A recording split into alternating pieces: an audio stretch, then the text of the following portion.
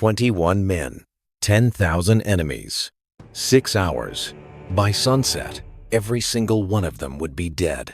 But what they did in those 6 hours would force a queen to rewrite the definition of courage. This isn't mythology. This isn't Hollywood. This is September 12th, 1897. A documented military engagement that most of the world has never heard of, because 300 Spartans get movies, but 21 Sikhs got silence. Until now.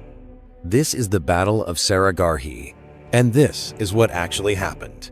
September 12th, 1897. Dawn breaks over a tiny stone outpost in the northwest frontier province. Inside, 21 Sikh soldiers of the 36th Sikh Regiment. They wake before the sun, cold water on their faces, hands folding in prayer, turbans tied with precision. Just another day. Except it isn't. Havildar Isar Singh steps outside, a 15-year veteran, weathered face, calm eyes. He scans the horizon and freezes. Gurmukh. Signal tower. Now.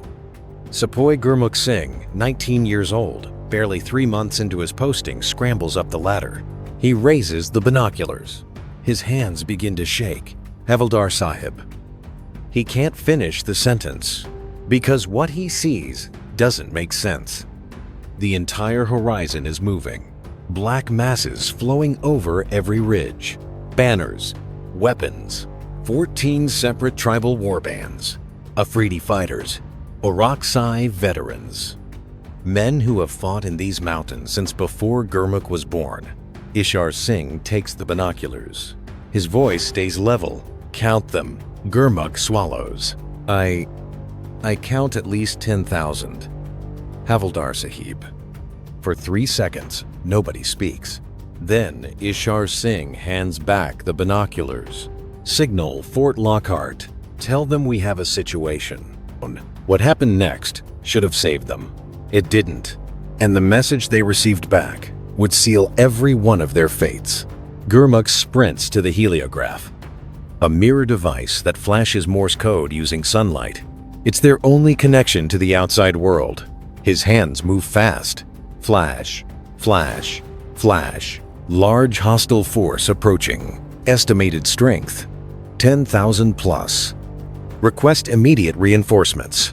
At Fort Lockhart, 3 miles away, Lieutenant Colonel John Houghton reads the message. He raises his telescope. His face goes pale. He signals back. Confirmed. 14 tribal standards identified. Number 4. Gurmukh flashes again. Request permission to fall back to Fort Lockhart. The wait feels endless. It's 45 seconds. Then the reply comes. Negative. Unable to break through their lines. Hold position. Gurmukh stares at the flashing mirror. Signals again. Slower now. Clarify. Hold position. The response is final. Affirmative. Hold Saragarhi. All movements are being recorded. Gurmukh climbs down. 20 faces turn toward him. He doesn't need to speak. They already know. Now here's what you need to understand. Because without this, what happens next makes no sense. Saragarhi isn't a fortress. It's a communication relay. 2 forts, Lockhart and Gulistan, cannot see each other because of the terrain. Saragarhi sits between them. If Saragarhi falls, both forts go blind. And if both forts fall, the entire British defensive line collapses. This tiny outpost, with just 21 men, is holding together a volatile frontier. The British know this. The tribal commanders know this.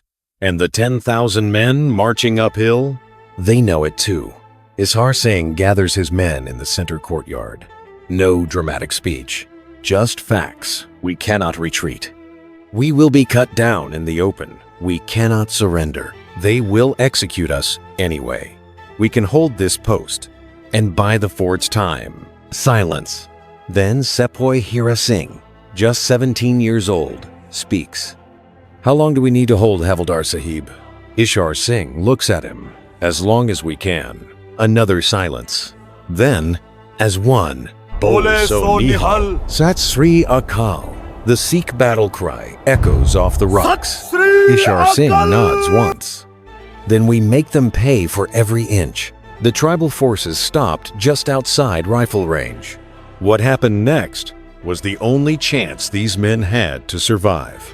They refused it. A single man walks forward, a white cloth tied to his spear. The universal sign, Parley. He shouts in Pashto, his voice carrying across the valley. We have no quarrel with you. Our fight is with the British. You are Sikhs, not Angres. You are 21 men. We are thousands.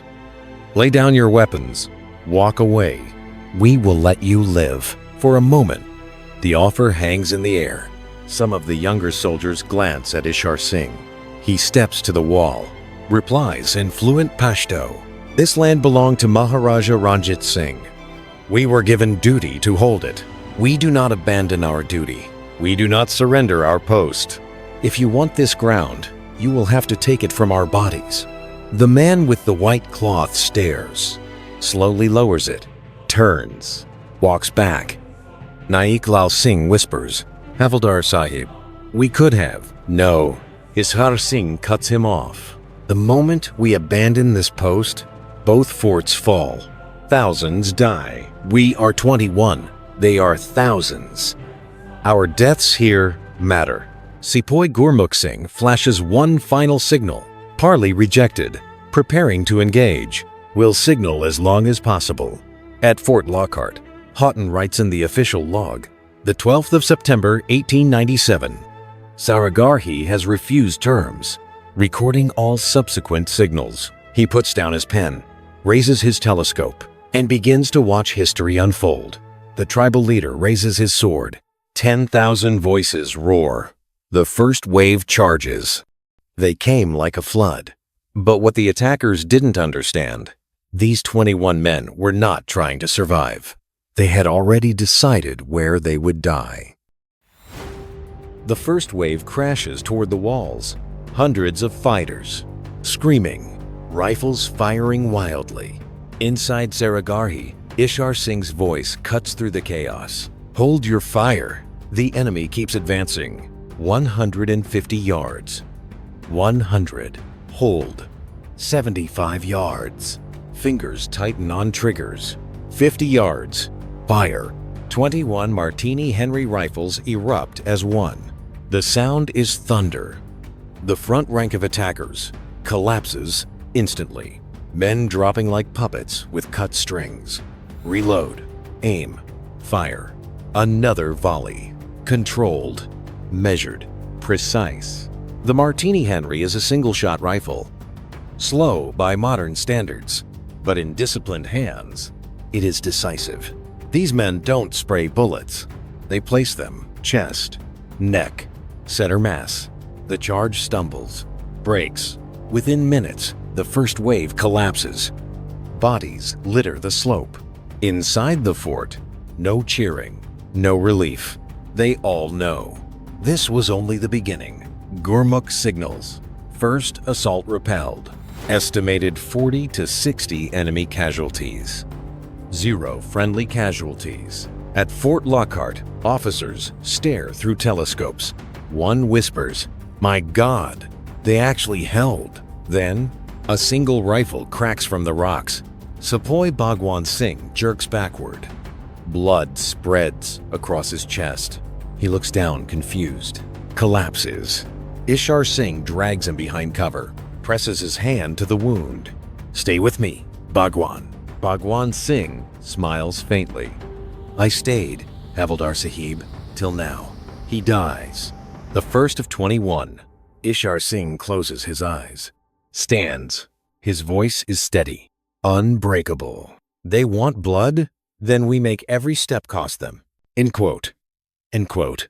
The second wave came faster, angrier, and this time they brought fire. The tribal commanders adapt. They set the dry brush around Saragarhi ablaze. Flaming torches arc through the air. Thick black smoke rolls uphill. Inside the post, visibility drops to nothing. Eyes burn. Lungs choke. And through the smoke, The second wave charges, this time from 3 directions. East wall, someone shouts. Ishar Singh reacts instantly. Lal Singh, south wall. Chanda Singh north. The defense fractures. Men fight shapes in smoke until the enemy is at the walls. The first tribesman climbs over. Sepoy Jeevan Singh meets him with a bayonet. They fall together. Another attacker climbs. Then another. Hand-to-hand combat explodes. Rifle butts. Steel. Kirpans drawn. Naik Lal Singh takes a bullet in the leg. Balls. Keeps firing from his knees. Takes another in the shoulder. Still fights. Axes slam into the gate. Wood splinters. Then, crack.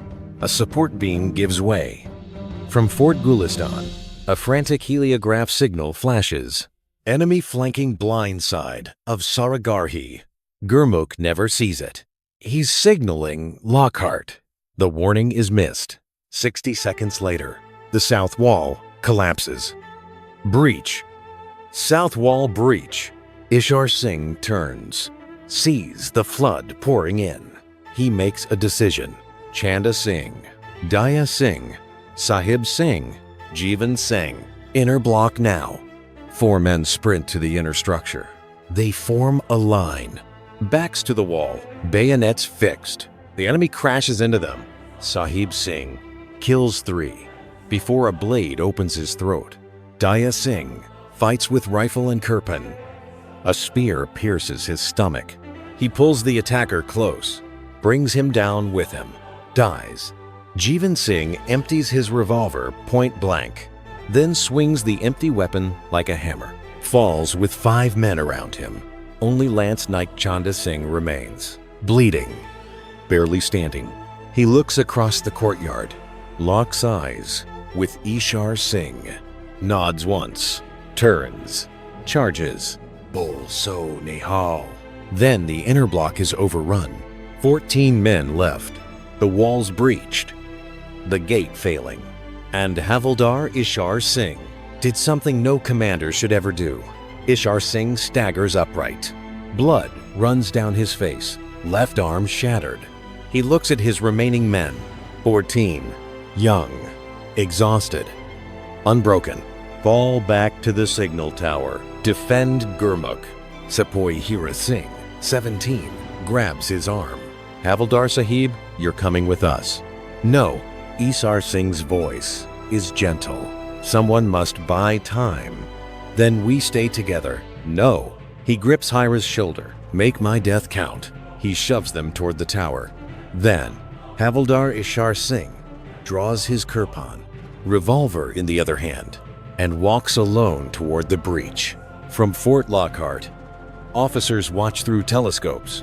He's counterattacking. Alone, Ishar Singh hits the enemy like a storm. Steel flashes. Gunfire erupts. Men fall. For 90 seconds. He is a wall. The attackers hesitate. Then a rifle shot hits him from behind. He stumbles, keeps fighting. Another shot. He drops to one knee, still swinging. A blade cuts across his back. He falls forward, tries to rise, can't. His last breath is a whisper. Waheguru. Havildar Ishar Singh is dead. But he bought them 3 minutes. And 3 minutes is enough. 10 men left. Then 8. Then 5. And inside the signal tower, a 19-year-old boy was about to make sure the signal never went dark. 10 men remain. Then 8. Then 5. Inside Saragarhi, the courtyard is a ruin. Smoke, fire, bodies, friend and enemy alike. The remaining Sikhs form a circle, backs pressed together. Bayonets forward. No shouting now. Only breath. Steel. Impact. Sepoy Hira Singh, 17 years old, takes a blade through the chest. He dies standing. 2 more fall. Now, only 3. The gate, already weakened, catches fire. Flames crawl up the wooden beams. The roof collapses inward. 2 more Sikhs vanish in smoke and chaos. Only one defender remains on the ground. Naik Lal Singh.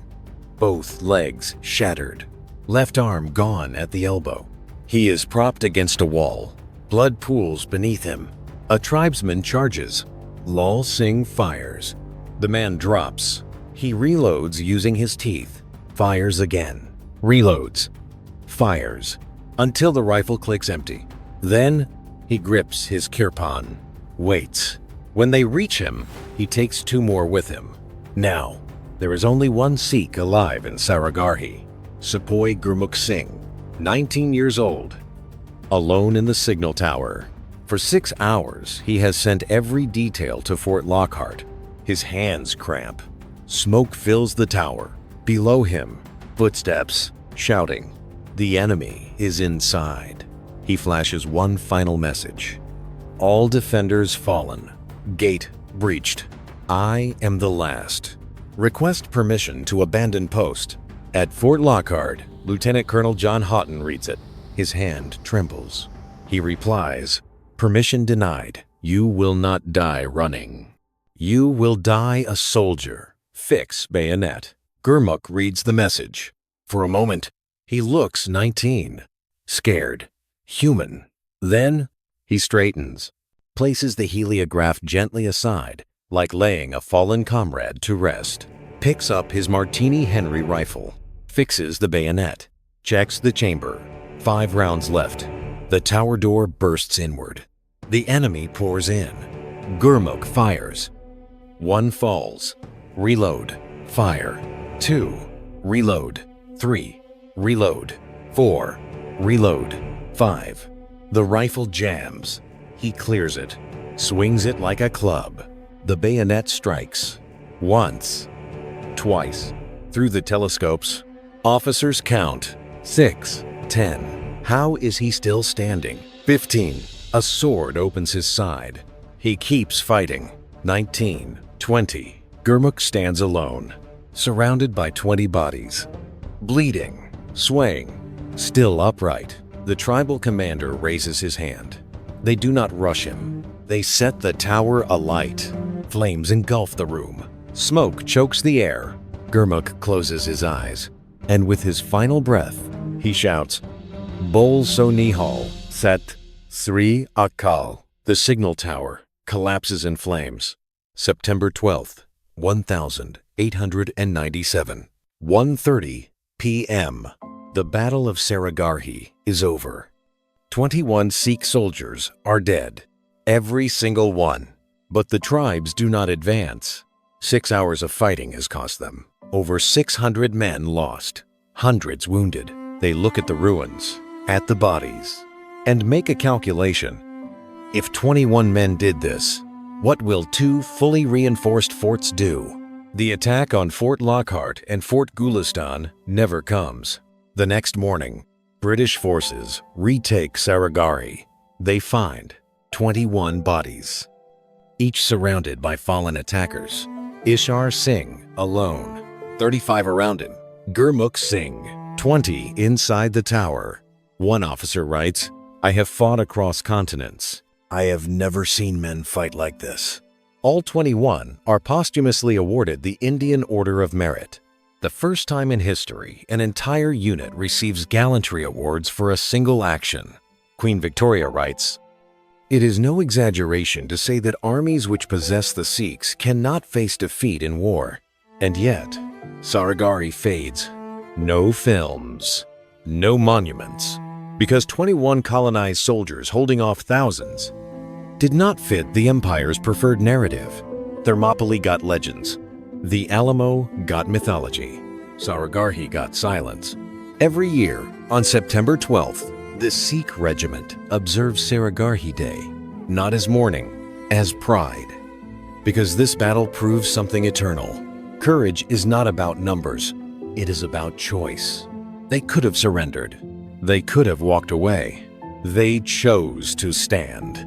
In Sikh philosophy, this is Charshti Kala, eternal resilience, unbreakable spirit, standing firm, even when defeat is certain. 21 men lived that truth for 6 hours and changed military history.